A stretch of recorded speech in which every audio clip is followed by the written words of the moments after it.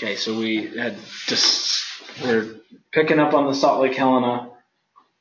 We had looked at all of the MEL information and decided that we got the weather radar restriction. Okay, that's going to make us avoid thunderstorms, hazardous weather. We also have the IDG restriction, which makes us have to run the APU continuously the entire flight, and it also limits us to flight level 320. And then add the extra fuel. Running the APU full time with 600. 260 per hour. Yeah. Okay.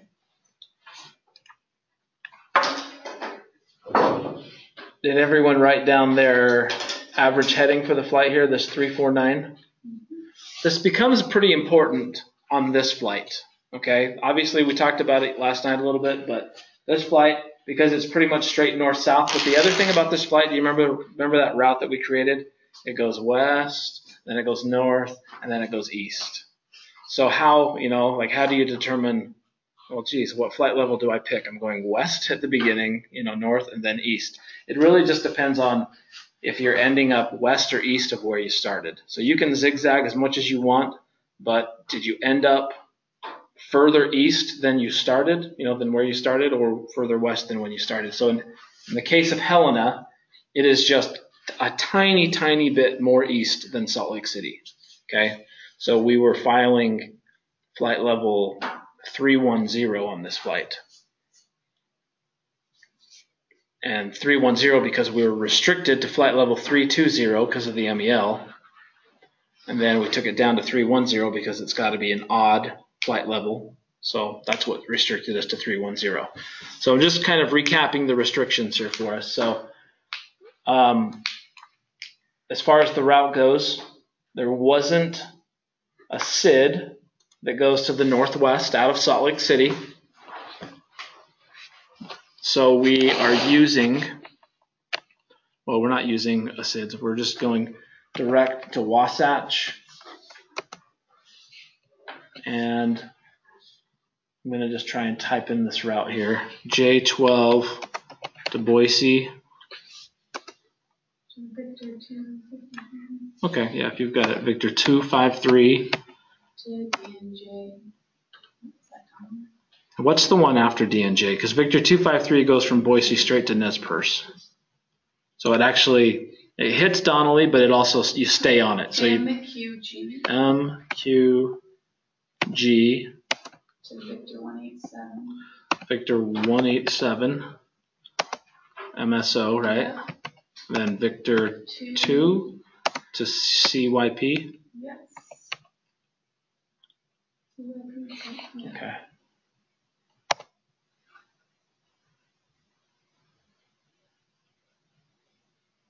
Okay, there's something screwy in this thing here. Oh, does that actually? Oh.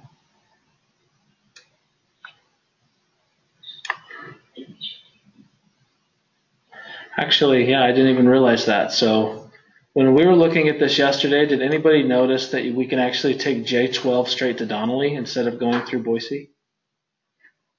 No. We were dead set on going to Boise. Yeah, we were, weren't we? Maybe no. It just barely cuts around it right there. Look at how weird that is, though. Hey, Adam. Yeah? Real quick. One of these questions says, if you're enrolled in class, please enter the date in which you're expected to graduate. Should I put like November because I'll be licensed by then? Or when should I put it? Because I don't want it to be like, oh, the class is over, but I'm not licensed. But it also. So I had a discussion with Bill about that. He's the guy, that manager of dispatch. So just put November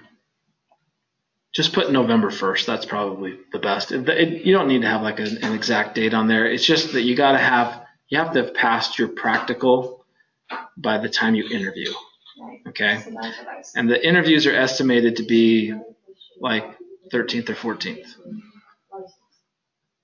For internal, right? No, for It's really more for the local people, but They're all graduate and then the other ones, those are the last of the interviews that get done. So Graduate, what am I gonna be? Internal or those babies? well, I mean, they just do so even the local externals go on those last dates. So if it's internal but out of area, they still usually go to Vegas. Oh.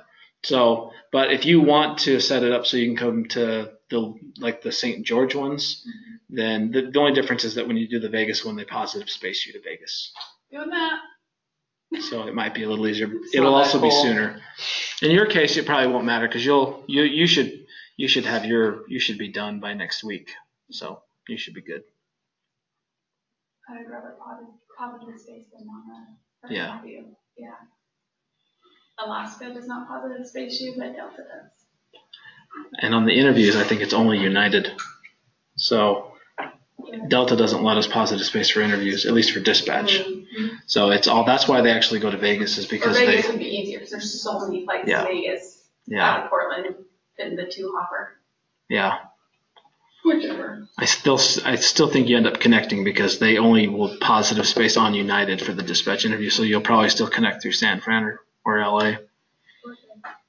But either way, it's positive space. So, Yeah. And usually it'll be in and out the same day. So. And I read the article they wrote on Bill a couple weeks ago. Last week. Oh yeah, he's a director now. Yeah, real big write-up. Yeah. And is my job technically aviation experience? Sure. Yeah? Okay, so I got to figure out what happened with this route here. Well, We're going to Seattle. Oh, Salt Lake to hell no. No, right there. Is it KYP? I don't know. LYP? I don't think so. I feel like I couldn't really read my writing on that one. I don't know why that. Seattle, that should be I know I had Donnelly wrote MSO. down. I know you're gonna do Wasatch. Yeah, I have Wasatch. 14, Victor out. Yeah, I'm not sure why that's doing that, but I don't know why you have Seattle and then. I don't know why it's automatically putting it in there for whatever reason. So I had a flight do that and I had to like close it and like start all in a while ago. I'm just gonna do this. And from there we can go To the MQG. MQG,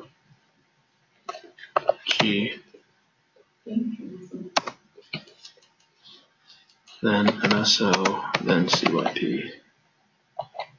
I think it's the MQ. It's got to be the MQG. Yeah, Yeah, I was there earlier.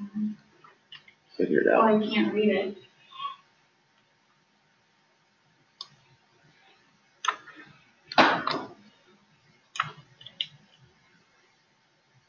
No, I don't know if actually it is picking that up. It is MQG, and then it's going, maybe it's CYP. It's going to Missoula. Oh, maybe it's because Missoula, the VOR, oh yeah, the VOR is still MSO. Right? And That's really weird. Then we went to V2. And then it goes to CYP, or CVP. That's maybe the problem. And mine looks more like a U on mine. There we go.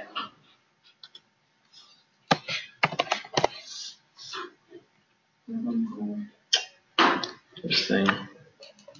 Forget you. Okay, I'm just gonna go back and do it.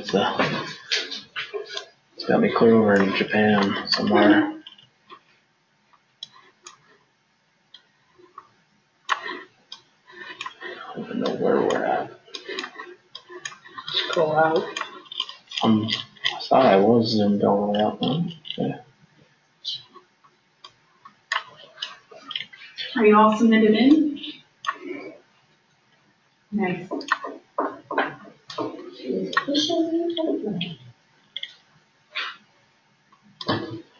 Okay, so we're just gonna go Wasatch. We're just gonna manually do this.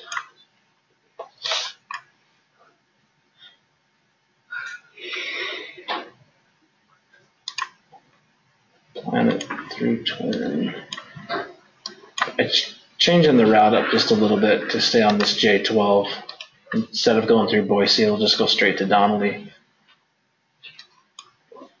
So I feel like this is a silly question, but you can bring some stuff. So can you bring notes like to your practical test?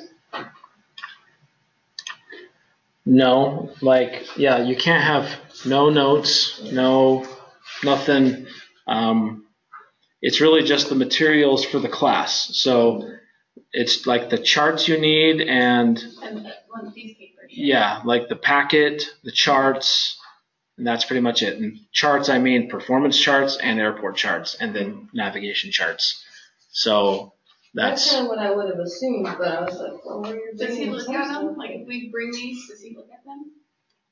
yeah, he will at the end. He's not Or like at the beginning? not at the beginning. No, he knows that that's just a packet. So Fill it out.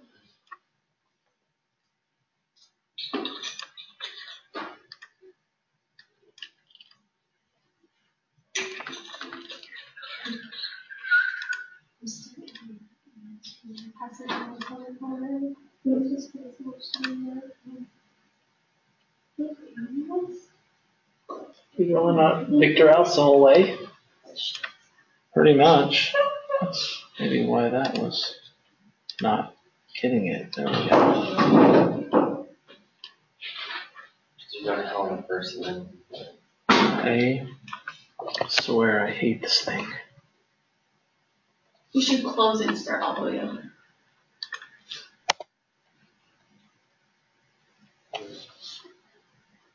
Yeah, I'm just gonna do this. Oops. I'm gonna end up writing it backwards.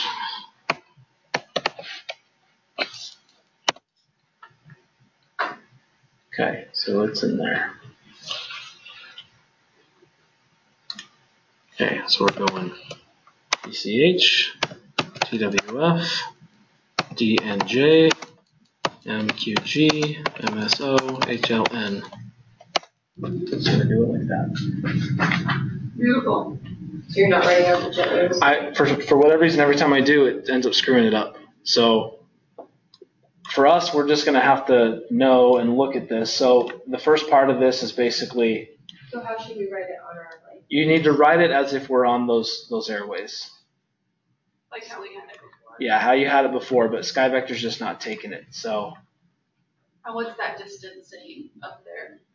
this is actually supposed to be right there. Our distance last night was 633. 633? That was. Okay, so this is 620.4. Oh. So that skipping of Boise saved 13 miles. So what's it supposed to be? Boise B253. So it's going to be, first of all, so Salt Lake Airport to Wasatch, J12 to DNJ, EMJ. DN as in Nancy.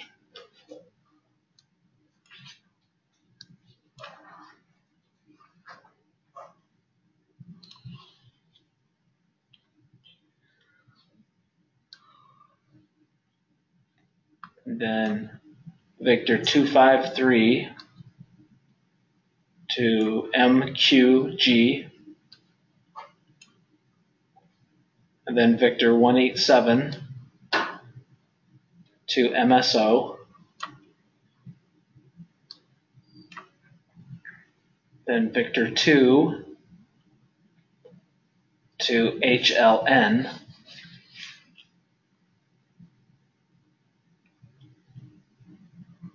and then from the Helena VOR to the airport.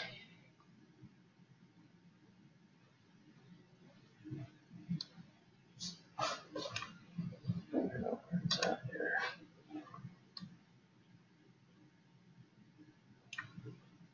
Helena Regional, where are you? Oh, it's right there. plan on the very end. Okay. Actually, it's already in there. Okay.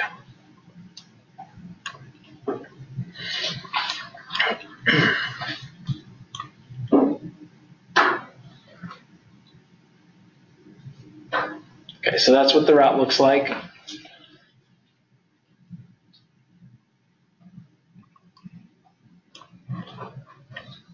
$620.4 miles. So if you have your flight plan packet going,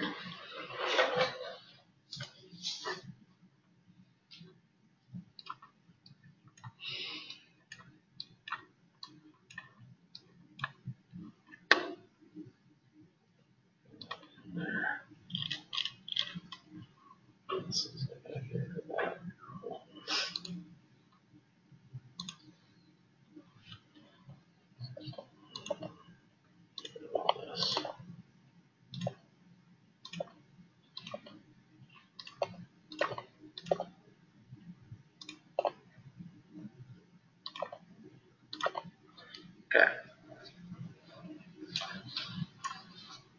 So as you're working through the packet, so the stuff that we have to this point is basically we've got the MELs figured out, we've got our route figured out, we have got our altitude figured out, we know our restrictions. This plan, when we were looking at our weather packet,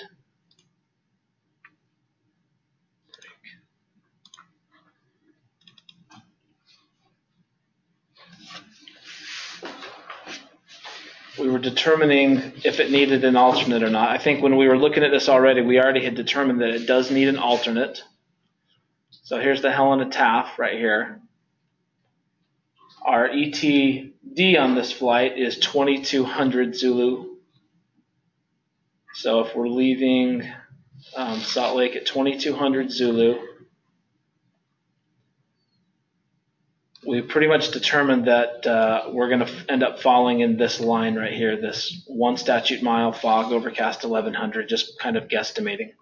So that obviously means we need an alternate. And then I think that we were right at the point that we were picking the alternate last night. We were trying to decide whether it was Kalispell or Great Falls, and I think we were saying Kalispell because it was more further away from the thunderstorms. Okay, so let's scroll down and just take a look at Kalispell on as far as the weather goes. Okay, so Kalispell is kind of actually that one's Great Falls, sorry. So go backwards. Where was it? Okay, so Kalispell is kind of weird because it's a shared airport with a military base. So it's for the civilian airport side, the airport code is FCA, and then for the military side, it's GPI. So or vice versa, I can't remember. But what's that? FCA is for us, like as if you were looking up like to non-rev on Delta, like Salt Lake FCA, that's for Kalispell. Most of you guys probably don't know that unless you just already work at SkyWest. But anyway, but when you bring up the weather, it's GPI, so it's Glacier Park International. So it's kind of just weird, but anyway. So as far as Kalispell goes, you guys from this morning, you get to use your little new tool that you learned this morning, and you can tell me if Kalispell is going to be a legal airport or not, and then we'll fill in Courtney and Chantel on how it works.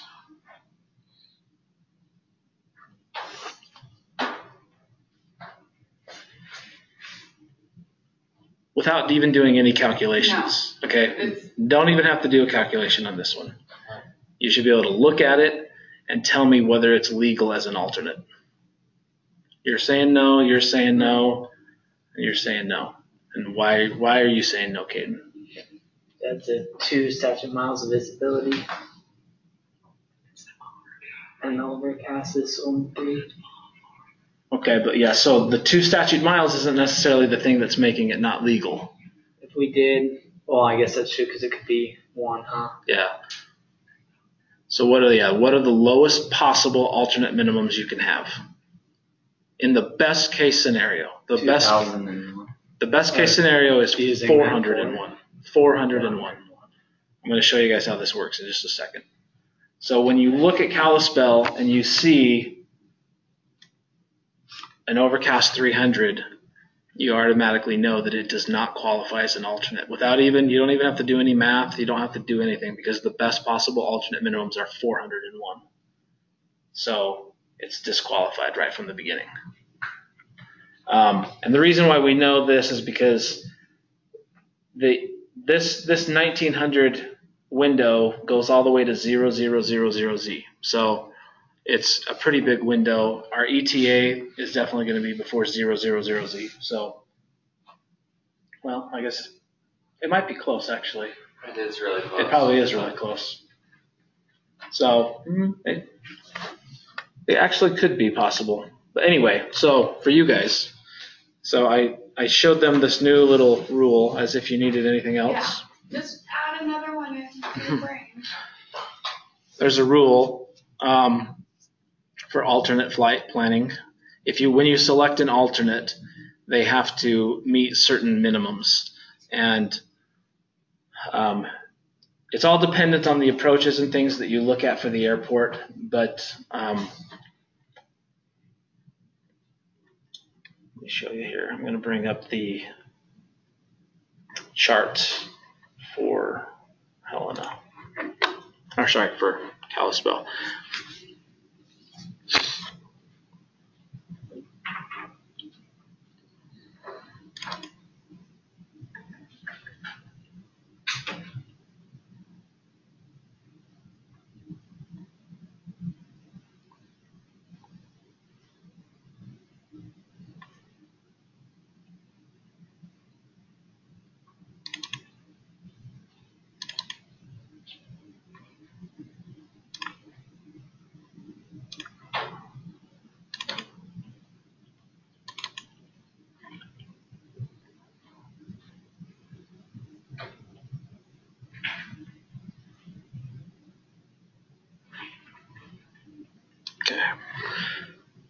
So if you remember back to when we were looking at charts a few weeks ago, we were kind of going through the different things, and then in conjunction when we were looking, do you remember when we were talking about the regulations, the FAR stuff, and we kept talking about the principle of that, like the differences between like airlines and then non-airlines, and like the different rules that they have to follow as compared to the ones we have to follow as an airline.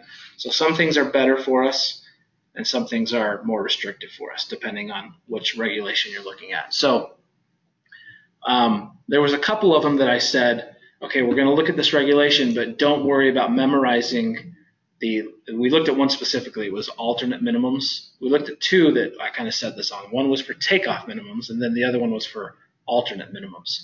But I was saying, okay, we're going to read through this, but don't memorize the numbers that this one says, because these numbers do not apply to us.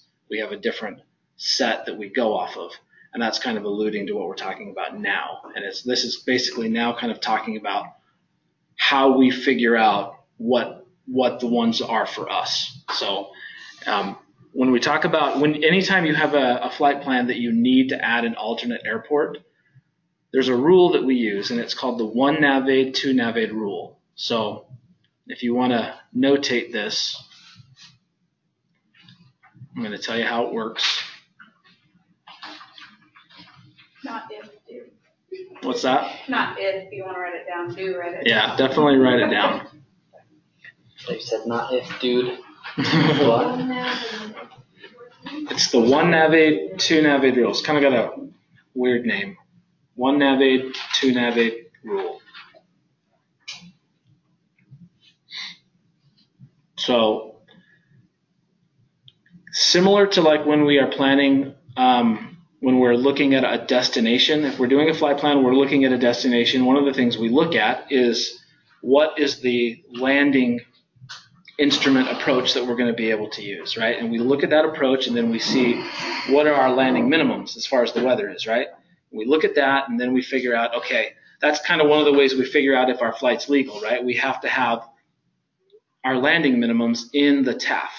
And so we look at the destination, we look at the approach that we're going to plan on using, and obviously we consider the wind, we consider, a bunch of different things to how and when we pick the approach that we pick. We look at the NOTAMs as well, and we pick an approach. And then we figure out the minimums, and then we figure out if we have those minimums, if the weather's going to be good enough to use that approach when we get there. So it's the same thing with alternates. The only difference is that with alternates, because it's an alternate and not your destination, they make the criteria for the weather, they boost it so that it's got to be better. Like, it can't just be the same criteria as your destination, right? Because they look at it as like, well, if you go to your destination and then if the weather gets really bad and you have to divert to your alternate that you've already planned, then the weather needs to be good at your alternate, because you can't then go into your alternate and have the same problem.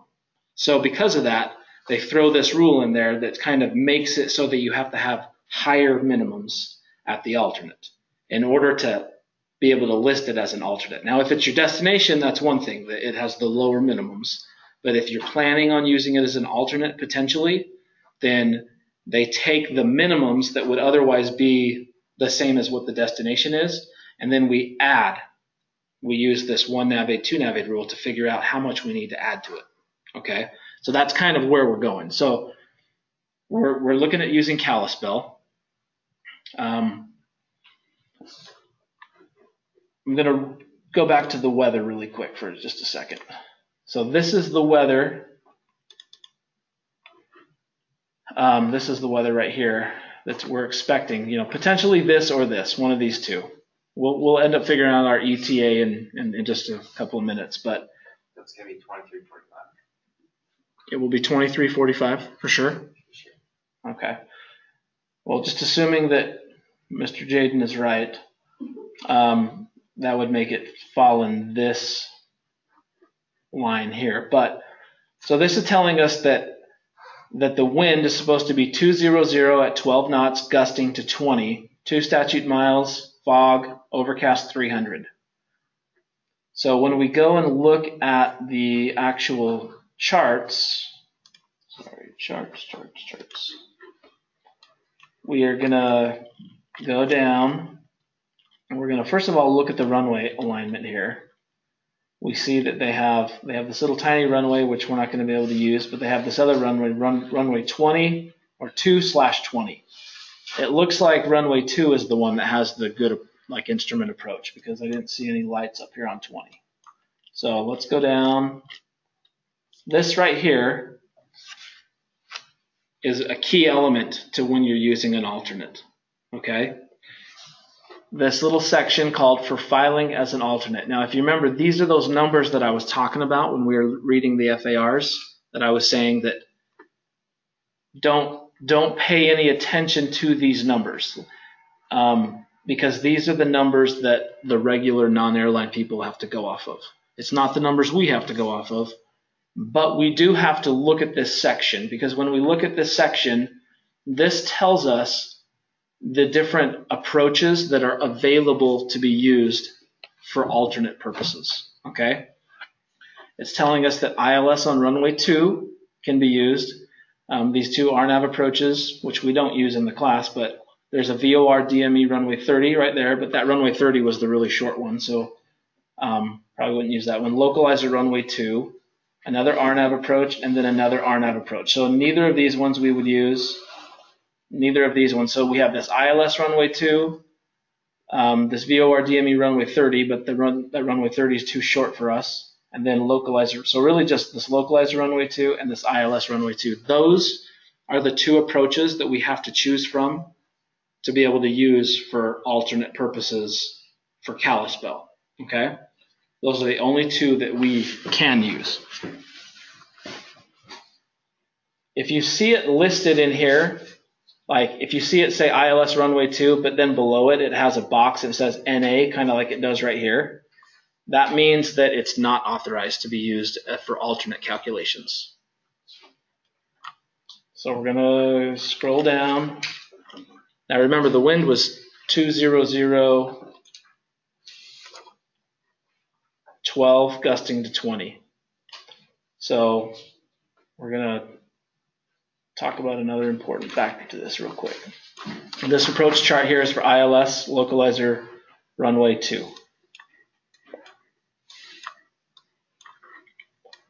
If we were to use this approach, our regular minimums are 200-foot ceiling, half mile, like we've seen before when we've used, destinations.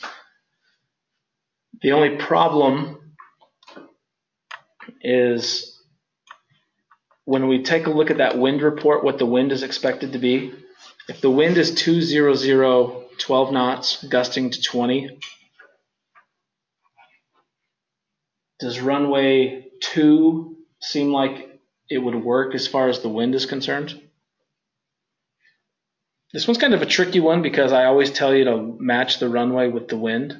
And it does, it's not like it matches, but so if you think the runway is, this runway is runway 2/20. Okay, the wind is 200, 12, gusting to 20.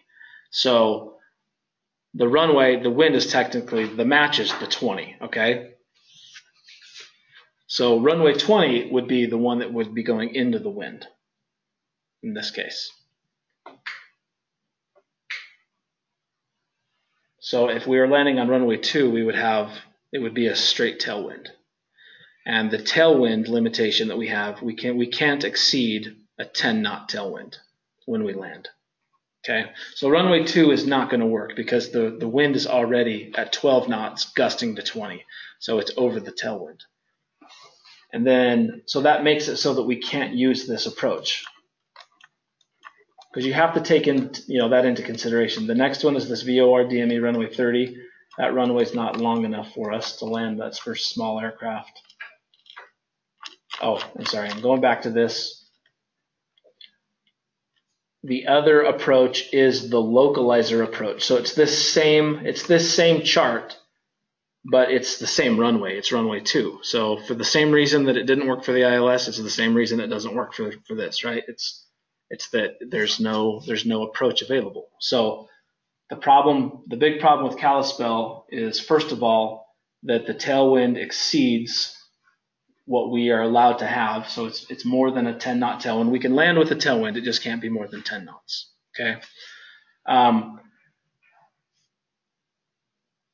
But for the purpose of learning this rule, we're going to pretend that the wind is just calm for a minute. Okay. We're going to pretend that we can use ILS runway 2 and this localizer.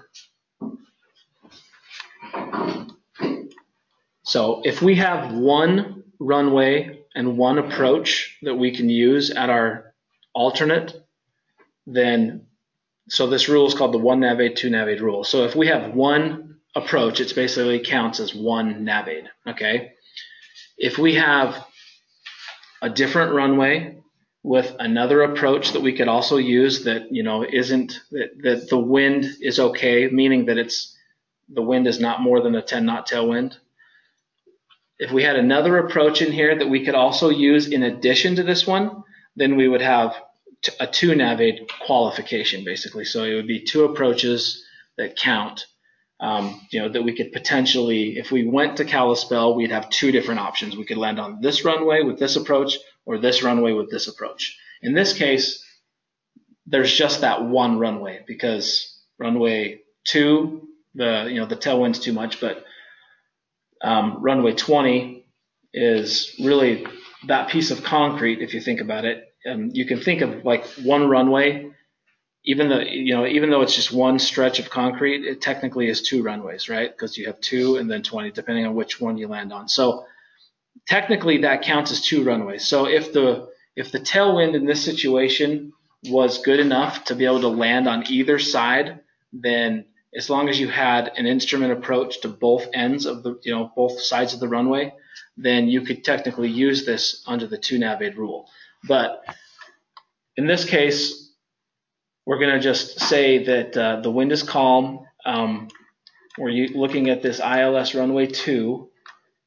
So we're going to look at the 1 nav aid rule part of this first. So if you just have one approach to be able to use, then you take these minimums and you add 400 feet to the ceiling and a half mile to the visibility. I have a question. So if you're using the 2 runway approach rule, would you write both runways on this sheet?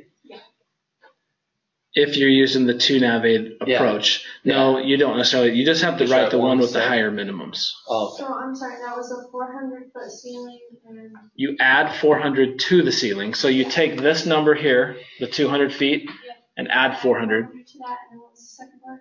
Add 1 mile to the visibility. So these minimums now become 600-foot ceiling and 1.5 mile visibility. Okay, so if we were going to use Kalispell and if the wind was okay for us to land, then the minimums that we would need for using this as an alternate would be a 600-foot ceiling, 1.5 miles visibility. So we would have to have that in our TAF at our ETA for Kalispell. Okay? Now the problem with Kalispell, when you start to look at the 2 navigate rule, is they do not have another approach available in Kalispell for us to use that would be a different runway and a different approach. But if we did have one, let's say we had like like an LDA approach or a VOR approach. We can even, just for the example, we can use this VOR DME runway 30 right here. We'll just use this kind of as an example. If this runway were good enough for us to be able to land on, then it would count as a second approach. And when you have a second approach available, you can use the 2 navigate part of the rule, which is basically you take those 2 approaches, whichever one of them has the higher minimums, which in this case is going to be this one. As you can see, this is a 600-foot ceiling and 1.5 miles just normal. You take the one that's higher and then you add 200 feet and a half mile to these ones. And then you can compare them side by side and figure out, which one is better for us to use. So this one would be an 800-foot ceiling and 2 miles visibility. So even using the 1 navigate on this one is better than using the 2 navigate. So anyway, that's what we kind of threw at them this morning. Welcome to the club. What was the 2 navigate? Oh, the 2. You add 200 and a half to the statute mile. Yeah, 200 feet to the ceiling and a half mile to the higher minimums. So if you're using the 2 navigate rule, it's because you have 2 different approaches available. You compare those 2 approaches, you take whichever one has the higher minimums, and you add 200 and a half to those ones.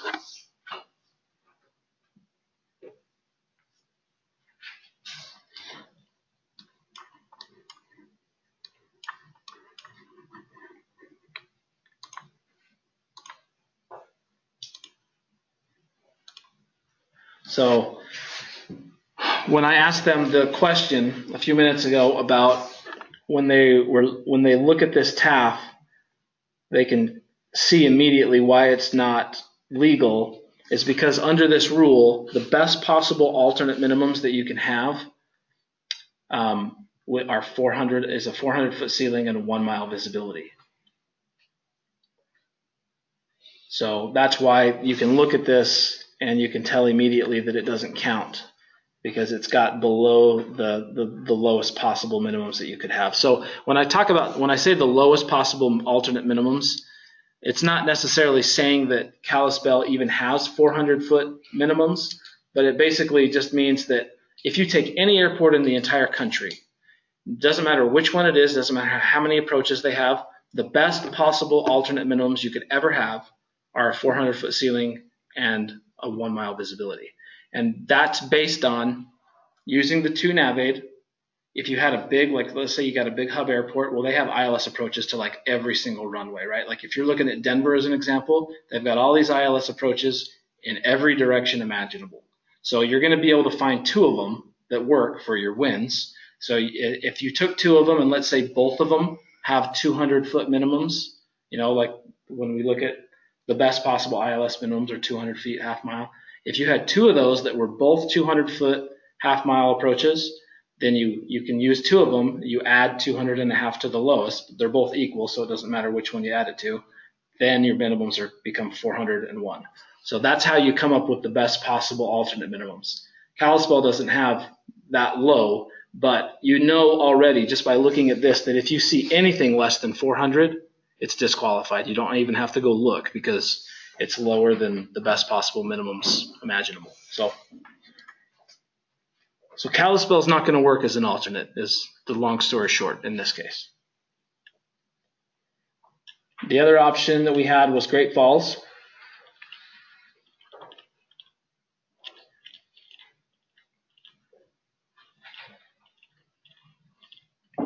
Let's take a look at the Great Falls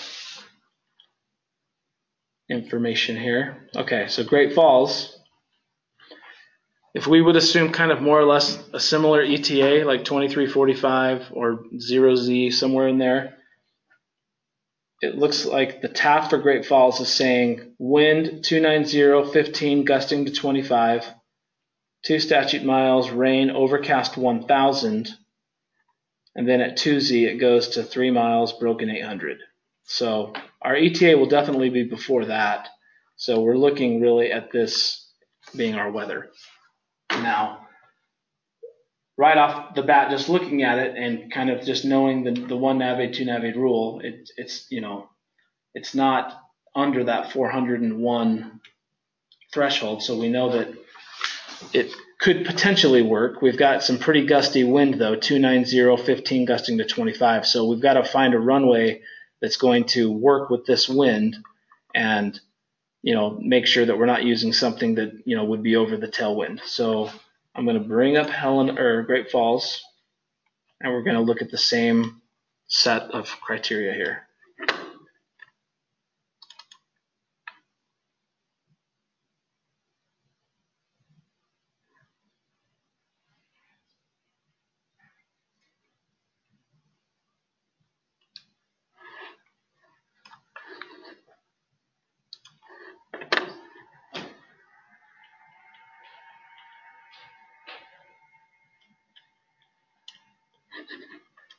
Come on.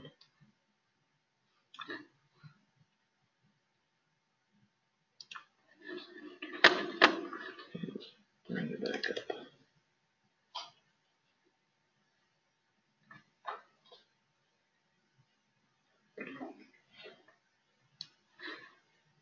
Okay, so here is the Great Falls Airport layout. And I'm going to zoom out a little bit. Here's our runway options. We got the little short one, 1634, 5,722 feet long, or we've got this nice big long one, 10,500 feet long, runway 21/3. So what's it looking like here? So obviously the long one, it's looking like runway 3 is the one that has the nice ILS approach to it. So let's run down here and we're going to look at this little section. For filing as an alternate, this is going to tell us what's available. ILS runway 3, we can use it. Disregard what it says here. We just have to know that it does not say NA right here. As long as it doesn't say NA, then we're good. We can disregard what this is saying, but we know that we can use it in the alternate calculation. Then we look, localizer DME runway 3 can be used, VOR DME runway 3. The problem with using these ones is that that's the same runway. So you couldn't use it like as a 2 navade scenario. But then you've got VOR runway 21, which is that short runway. Actually, no, sorry, that's the other end of the long runway. Yeah, VOR runway 21 is the other end of the long runway. And then NDB runway 34. So you picked the one just looking at them with the lights. Do we have to have that, or you just prefer that it does, or? Well, it's not so much that I'm just picking that one because of the lights. It's that the lights tell you that in order for a runway to have an ILS, it has to have the lights. And so when you look at this map, it's kind of more or less telling you which one most likely has the ILS. I understand that. I'm asking you have to have an ILS. You don't have to. If your minimums are good enough that you can look at, like we're going to have to look at the VOR approach to the other end here. As long as the minimums for the VOR approach are lower than what the weather is going to be in the forecast, then we can use the VOR approach. It's just we normally always default to the best one. And we know that this is going to be the best one because it has the lights. Even though the wind favors the other way. Yeah, well, I guess when I'm looking at that, I'm not necessarily considering the wind at this point. I'm just trying to figure out which one even has the ILS before I even put it into the wind category. So when you start throwing into the wind, more than likely runway 21, just thinking, let's see, the wind was 290 at 15. So yeah, 21 is going to probably be the one that favors the wind a little bit more. However, runway 3, it might not necessarily be over the tailwind though, if you do the calculation, because 290 to 210, you'd have to, that's another thing you could use your app for, to figure out what the actual tailwind component. The same thing that we already used to do the wind, it'll tell you the exact same thing for like the runway calculations. It'll tell you if it's going to be too much tailwind as well. So, but let's go down and let's look at the approaches first. Okay, so the first one here, ILS or localizer DME runway 3. Let's just see what the minimums are first of all.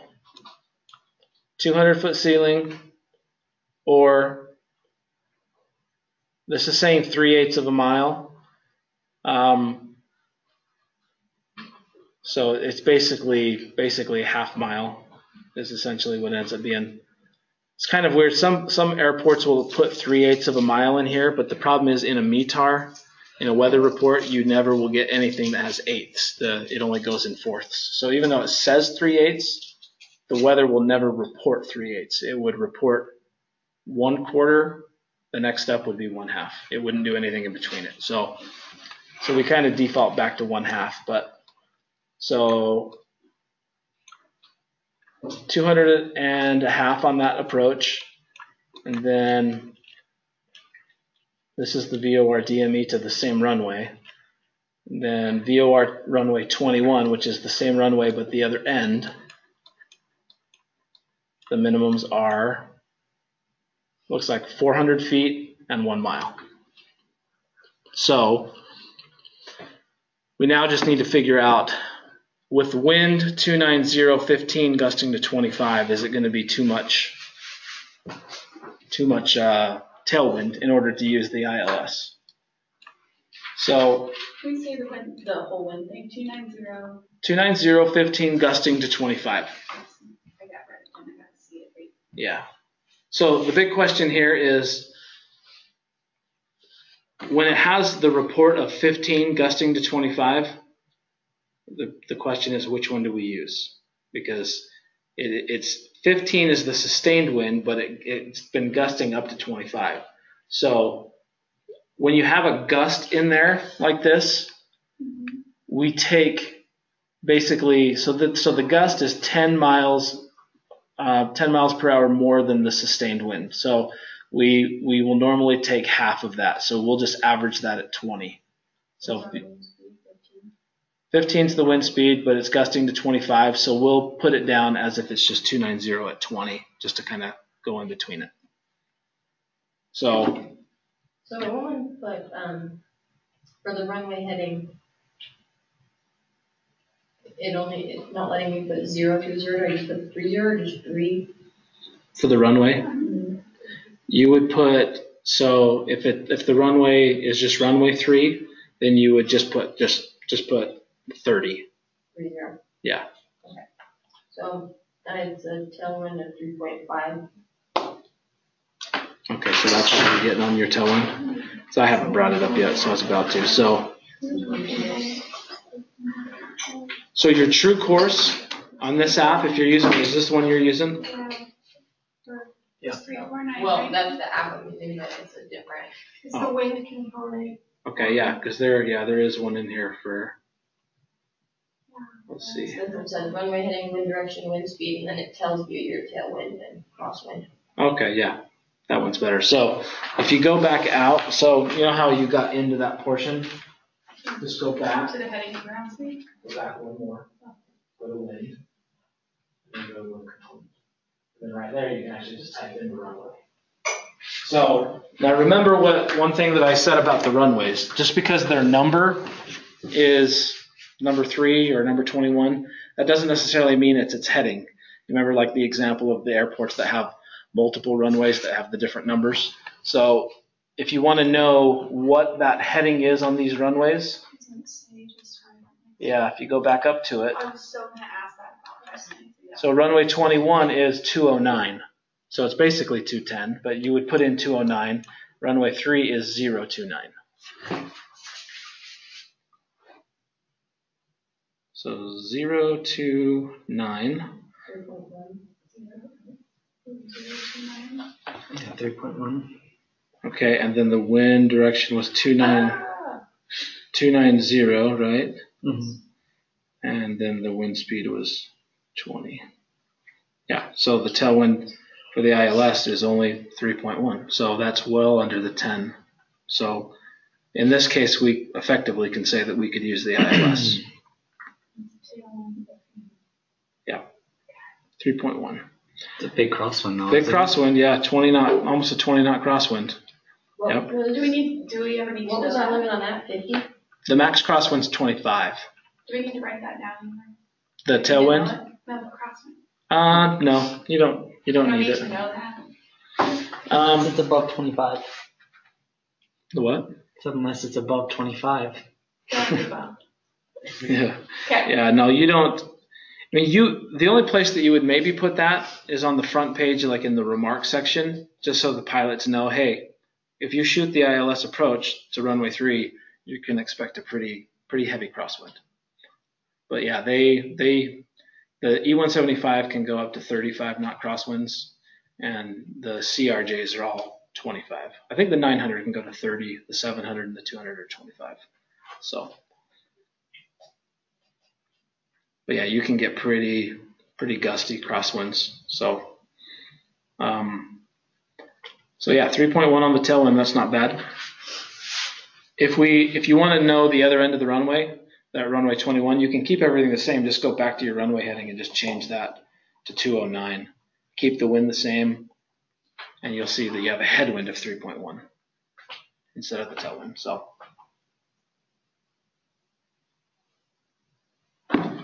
So yeah, nice to learn a little bit more about our friendly little app. Yeah, mine doesn't have that, so I'm gonna have to find it. What phone do you use? Android. You use Android?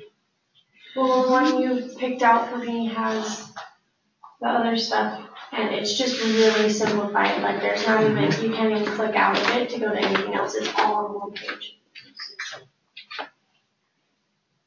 And that was one of my, this is like the part I don't have because I couldn't see any of this, or There's like nowhere where to to look. And then I was like, everyone's like, download this app, download this app. Yep. I have like 4 different apps. Scroll Yeah, down, everyone's like, there's this stuff, is and there's this not. little thing. And then I got it and you click in and so many options, like they're all like, oh, look into this. And you're like, So just use, when you do this, just use I went your. through 4 of these calculators before I found this one. That works. Worth the $1, that's for sure. For sure, huh? yeah, I think another one I bought was like $6. Technically, Oh, yeah. that was something like I bought like a package. It was the, I got the Mighty 6B, but I had gotten the METARs One direction is- too, where you can go in and click Heading any as your runway. place for, Okay, so we're just- That's kind of nice. and then it was like as a package. I was like, oh, well then I'll just add that. Okay, But yeah. so then. Yeah, but like this you'll probably never use again after this class. METARs I'd use to see like, it's like over here. When Irma was hitting, one of my pilot friends was sending me the METARs and the taps. Airspeed, so on this, you can just put in like 100. Well, you can The actually reason look why up is just because it'll make your almost everything on SkyMaster. Yeah. The weather. Yeah. Well, that's the thing too, is if you look at the news, the METARs are going underneath the news channels. Yeah. And I can look up quite a bit on SkyWest. Like I like These are your when we first answers, the ones that like I've seen release all these years, so I know where to look, like where to look back. There were like certain things I didn't know what they mean changing. But like looking at the release after all these years, but then we were having all that smoke. I know you can do So I was doing all the releases and reading all the smoke reports for all the areas we were flying in and out of. Direction is 290 and speed 20. Me too. So I guess it's like what, half hour? Heading, and then your airspeed, wind direction is 290, speed 20. So it's telling you that you're making your pass 295. So this is telling us pretty much you could be able to do that. It's the headwind on that. Well, I don't know. So it's just 290. So this like sitting all day. Pushing it. And it'll show you kind of up here on this. Do they not care about It'll show you where the wind's coming from, and then you're Any of my tattoos, I did, like if I wear the skirt, I have to wear pretty dark tights. Because they don't Yeah, let you it's like not blow. exact. Yeah, well, I can't let any of mine show. Yeah, right. So like my tights when I wear the skirt are like thick and long.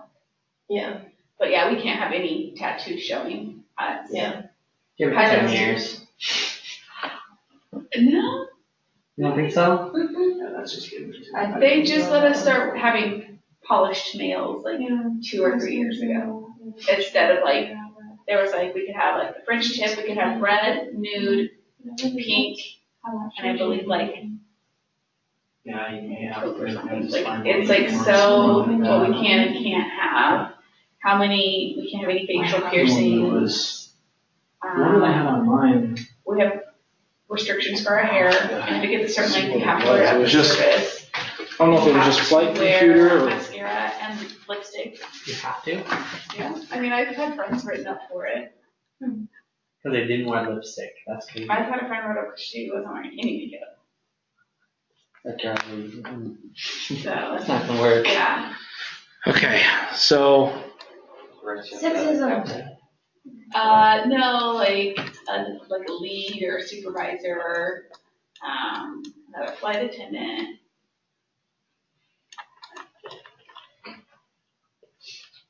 okay, so we're going to go back down and take it now. Go back to this ILS approach. So we know that the tailwind works for it. If we were using the one navade rule on this approach, then we would add 401 to the minimums that we have right here. So it ends up being, once again, a 600-foot ceiling and a 1.5 mile visibility on the approach. Now, if our ETA is in this window here, does that work, the one navade rule? It works, right? Overcast 1,000, 2 miles. So we're a 1/2 mile above our visibility, and we are, well, this is a 1/2 mile above, and then it's 400 feet above our ceiling. So that works even on the one navade rule. But if, just for fun, if we wanted to see what the two navade rule gives us, if it helps us or if it hurts us, so you'll use this as one of your approaches, and then we'll take a look. We can't use another one on runway 3 because it's the same runway, so we can't use this one. But we could use the other side because this one's actually the headwind side, right? So if we use this approach on the other end of the runway, the minimums are 401. So if now that we're using two approaches, we take the one that's higher, which is this one, and we add 200.5 to this one. And we'll see if does it do any better for us.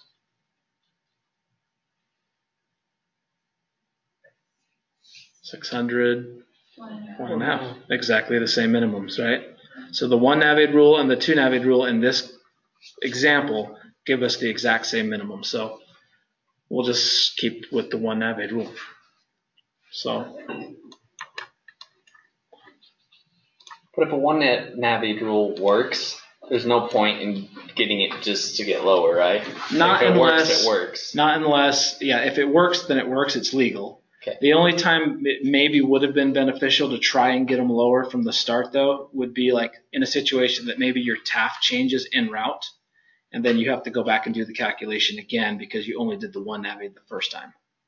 And let's say if it changed en route to now where it's below the 600 feet, and you end up having, oh crap, now I got to change my alternate because it's below my alternate minimums. So if that happened, and you'd have to hurry and run in and do the calculation again to see if it's legal or if you need to change it. Whereas if you did it the first time and just knew, then you'd have that information readily available. You could just tell the pilot ahead of time that your minimums are this on the 2-nav-8 rule.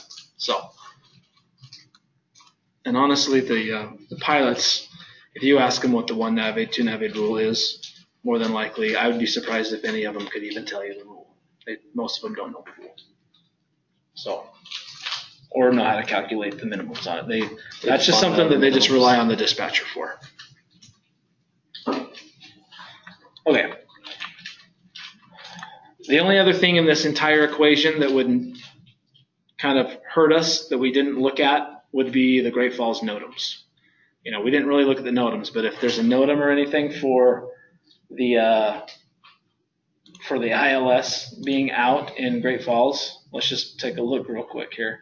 Here's your Great Falls NOTAM. Airspace, taxiway, runway 1634 closed except military operations. Okay, that's not the one we were even planning on using. Obstacle, tower, taxiway, obstacle. So runway 1634 again, change to runway 1735. Don't care. Aerodrome, wildlife hazard, migratory waterfowl in the area. Okay, we don't care about that. So there's no local NOTAMs that affect us. FTC NOTAMs, that's an obstacle departure procedure. We're not departing there, we're taking off. We've got this instrument approach here, but that's for the RNAV on runway 3, so we don't care about that. And then that's all the FTC NOTAMs. So we are good as far as Great Falls as an alternate using that runway. There's no NOTAMs. The weather's good. We have the minimums. Everything works. So we'll plan on it being as Great Falls. So now when you go back to your route, okay, so we have this route that we built, Salt Lake to Helena, and you guys haven't seen the alternate part of the fuel calculation yet, but all we do, I don't know why that keeps changing all of my information in there, but anyway, I'm just going to clear that out. Go back to the direct. And then I'm just going to switch this to be from Helena to Great Falls.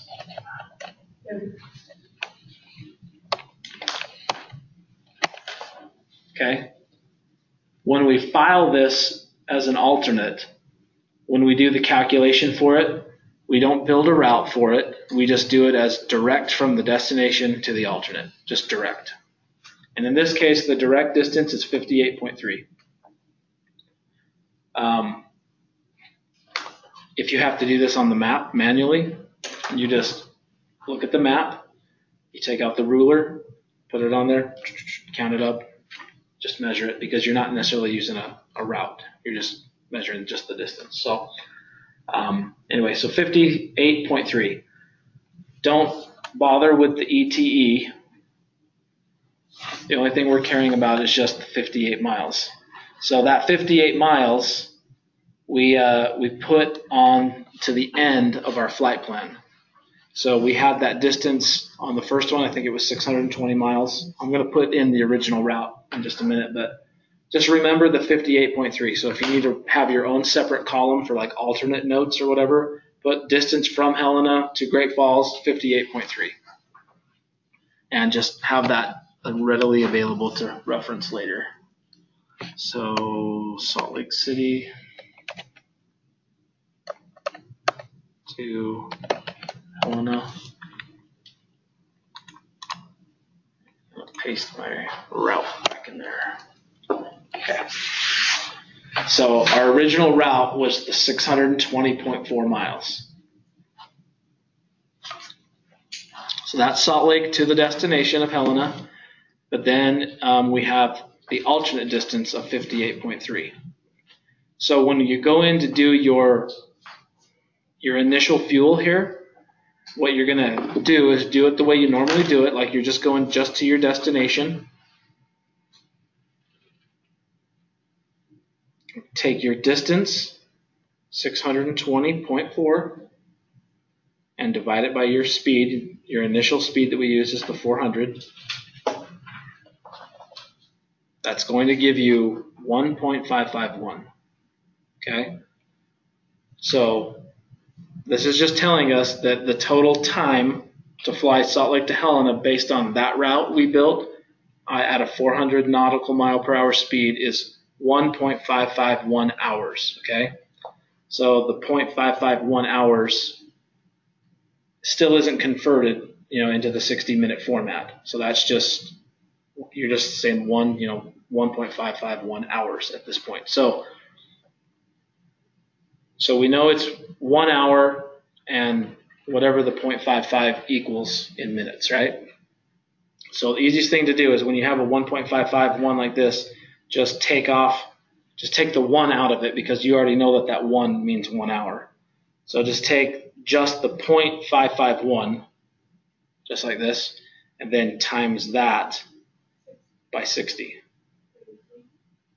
And then it'll give you your minutes, 33.06. So the flight time from Salt Lake to Helena, based on that weird route, is 1 hour, 33 minutes. So now you can do your fuel, because it's just the 1 hour and then 33 minutes of the second hour. So you did distance divided by speed.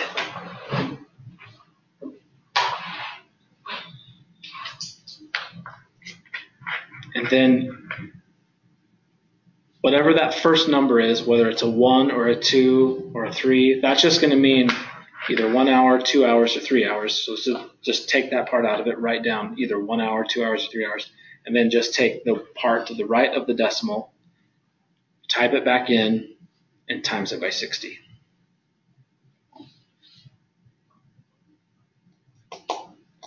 The other thing about that 0.551, you can also use that on the fuel too.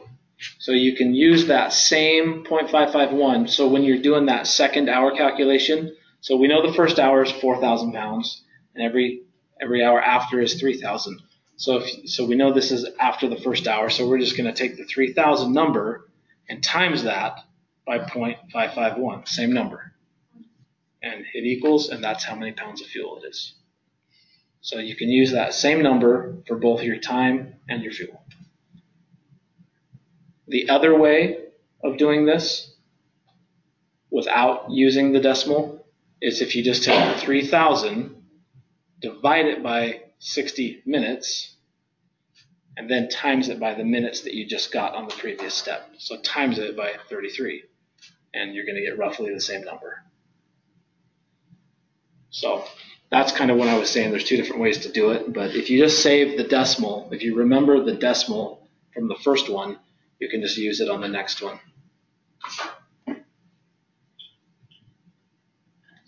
So does that change with the alternate then? It's going to be the same. The only difference is we need to do it in two different calculations, because we want to know our first part, our burn to the destination, and then separately we want to know our burn from Helena to Great Falls. So it'll all be lumped into the same fuel at the end, because we got to put that fuel on the plane, but we want to know what it is individually. So that first one was 4,000 for the first hour, and then it was like 1643.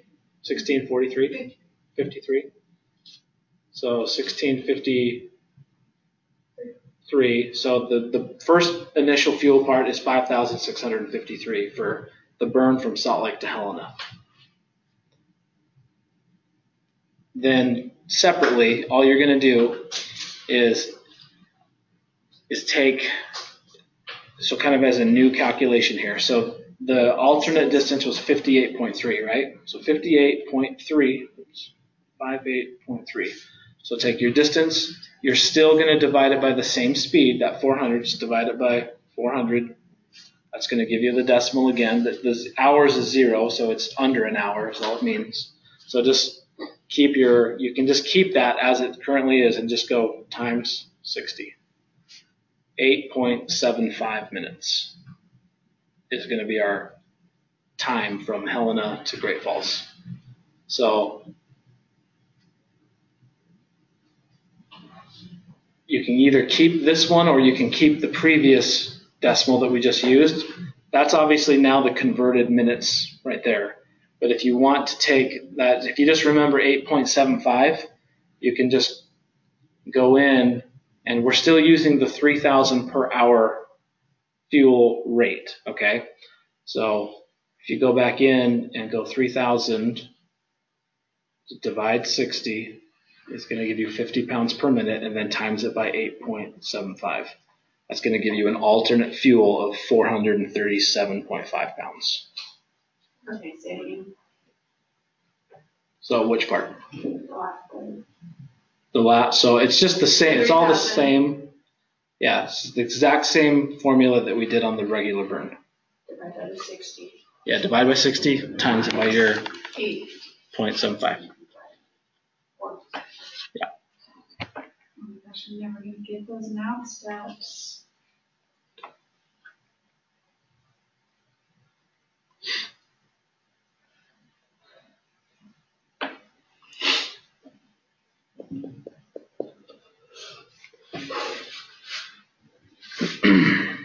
So as far as like all of these math steps, where do you guys like feel is the biggest struggle, or what's the hardest part as far as the remembering, like I guess the conversion process of fuel to minutes, minutes to fuel, or is it all? That part I got down. You've got that part? The only thing was, but yeah, that part I get.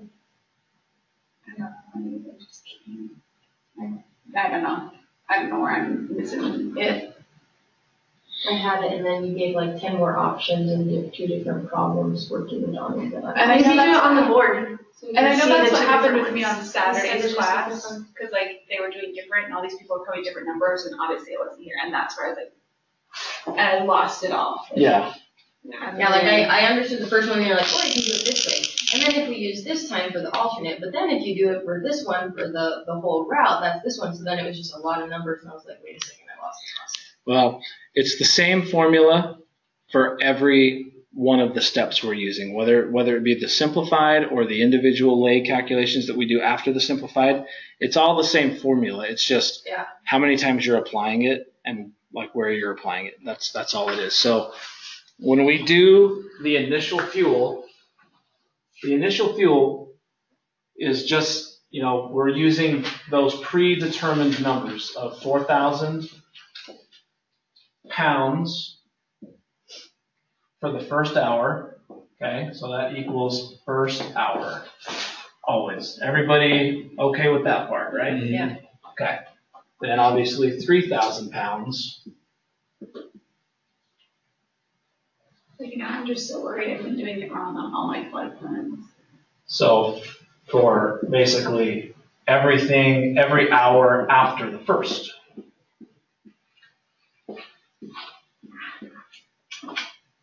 Okay, after the first hour. Oops. Here's. Okay, sorry. Okay. So in this case, we've got our total distance. So Salt Lake to Helena. Salt Lake to Helena is 620.4 nautical miles. The other part of this equation up here is that we're using an average speed of 400 knots. So those are the two key ingredients to the initial fuel, okay? So when we're applying this down here, if you remember just the equation, so the equation basically, or the formula is always just going to be time equals distance divided by speed. Okay? So that's how you get time. Distance divided by speed.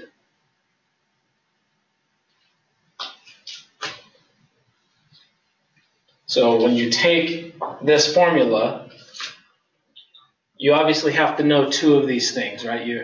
It's kind of like an equation in math. Like, you have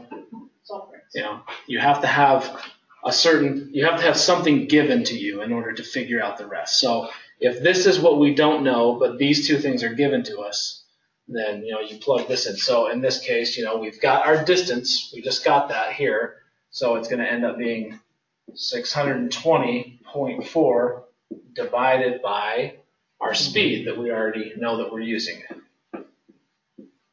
Okay, and that's going to equal our time. So that ends up being 1.551 hours. Okay, so at this point it's in hours. The only problem is when somebody, because of the way our brains work, when we think of an hour, we look at this and we try to make this work in a 60-minute format. But the problem is when we get a math problem, math works from 0 to 100. It doesn't work from 0 to 60. So you have to do a conversion in order to change it to what's acceptable for us humans to basically process. Because when we look at this, we automatically want to do this. And that's what we turn it into. Naturally. People look at it and they think, oh, that's 1 hour and 55 minutes. But it's not 1 hour and 55 minutes. It's just 1.55 hours. So if you think of back in the math world, 0.5 equals 1/2, right? Like a decimal to a fraction, 0.5. So if you're thinking 0.55, you think of, well, what's half of an hour? Well, it's 30 minutes. So 0.5, in this case, every 0.5 is going to be 30 minutes. So your 0.55, so you're thinking it's going to be a little bit more than 30 minutes. So put the 1 back in, but we don't really need the 1 in there. So we'll just leave it at 1.55. So from here, when we have it like this, we have to convert it for our purposes. We have to convert this part of it into minutes. We know that this part means 1 hour. So we'll go ahead and just drop this down, as that means 1 hour. And then we just don't know what this is. So if we take that 0.55, and first of all, just kind of, let's say we take it up here and just go 0.55. And then if you want to convert it to minutes, you just times it by 60, because there's 60 minutes in an hour. So you're converting it from an hour format to a minute format. And then that is going to give you, what was it, 33. Okay, so we'll drop the 0.06. We'll just say that is what it gives us. So that 33 minutes, now you can bring that back down and put it right there. So you're 33 minutes. So that's the only thing is you're just having to convert this and then bring it back around.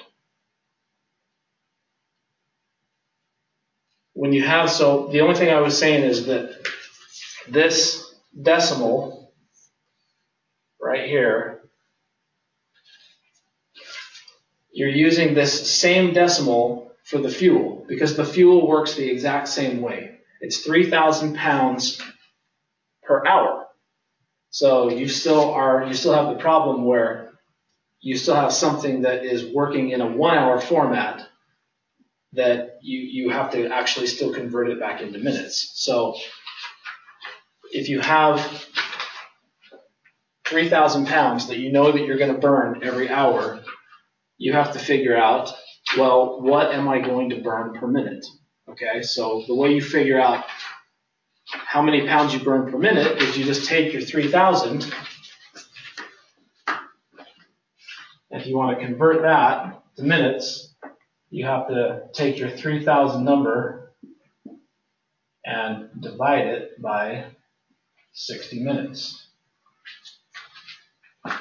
And that's going to equal 50 pounds per minute. So you're just taking 3,000 divided by 60. It's going to be 50 pounds per minute. So if you're burning 50 pounds per minute and you're going to fly for 33 minutes, you then just have to take those 50 pounds, bring it over, and take 50 pounds and times it by 33 to get your fuel. That was what, 1650? 1653 pounds. Does that help to have it like that, like this? So, Courtney, does that help? Yeah, I've already got that. Okay, well, who's telling me to write it on the board? Me. Well, I was, but if you just, I don't know, I feel like that way is really complicated stuff. Okay, well, like, how do you do it? Well, like, I think she just means it's hard to follow along when we're seeing you do it so quick up on a little calculator in front, and we can like, it slows it down because you have to write it out and we can see what you're doing rather than just hearing the abstract. Yeah, well, that's what I'm asking. So I can't figure out if this is helping or not. Yes. I totally think it helps. Okay. That's getting lost. That's getting And too then I just far couldn't ahead. remember who asked me to write it up there. That's why I couldn't remember if it was you or somebody else. So, okay. Is that the way you guys are doing? Those of you that do understand this, is this the way your mind is thinking, or is it doing it another way? Because there are other ways. The thing is about math is there are a bunch of ways to do the same problem. So that's just the way my brain thinks about it. But like, what do you do it? I just don't convert it to minutes. I just times it by the 0.55 to 3,000. Yeah, and so that's kind of what I was saying before. You can just keep this number, and that it'll shorten it up. But if your mind has to process it the other way, like in minutes and things like that, then you do it this longer way. But if you just keep the 0.55, you can skip all this and just take the 3,000 and bring it straight over right to here and just times 3,000 times 0.55, and that's going to give you that same exact number. So, but yeah, it just depends on, how whatever best helps you understand it, you can do it.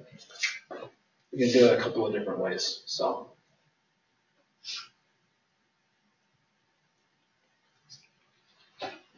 Is that helping you? Better, yeah, it's the minutes thing. Like I have the fuel down, but it was like the same thing, like that I was just doing it just a little bit different. Like I was just taking my minutes, divided by 60, and then I was just timesing that by 3,000. Like I've gone back and looked at all my pages, but it's the minutes thing that I've been definitely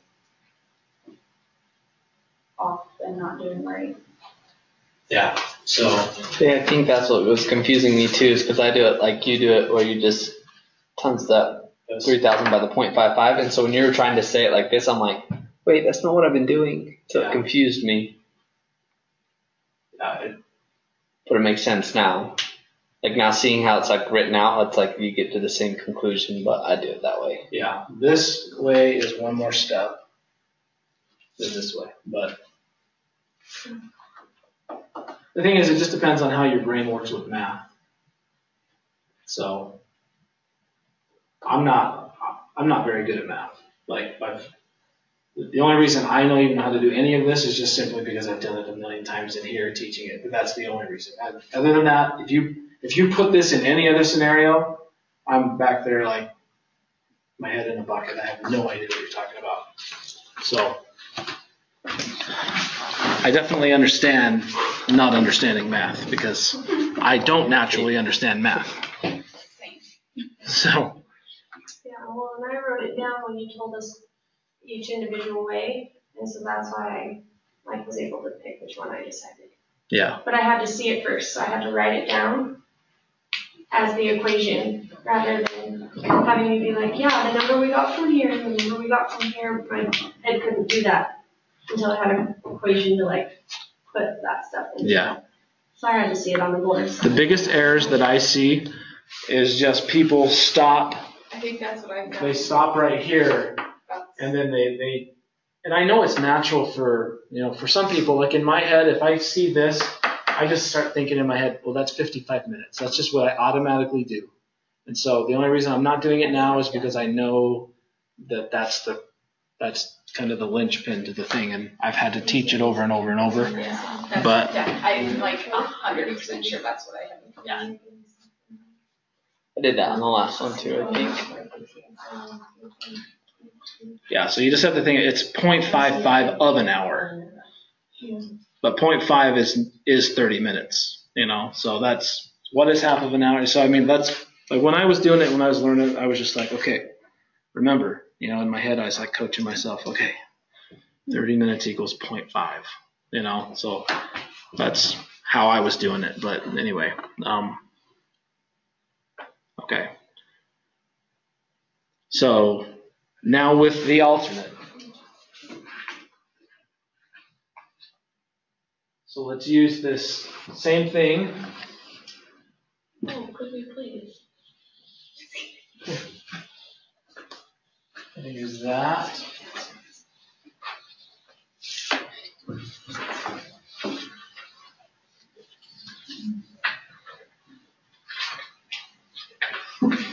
Can we take a real quick restroom? Look out the window, that's Oh, we've seen it like 15 minutes ago. Can we take a quick break then? Just a quick one, please. Yep. Please. Hey, please don't make her pee your pants. Break granted. Thank you.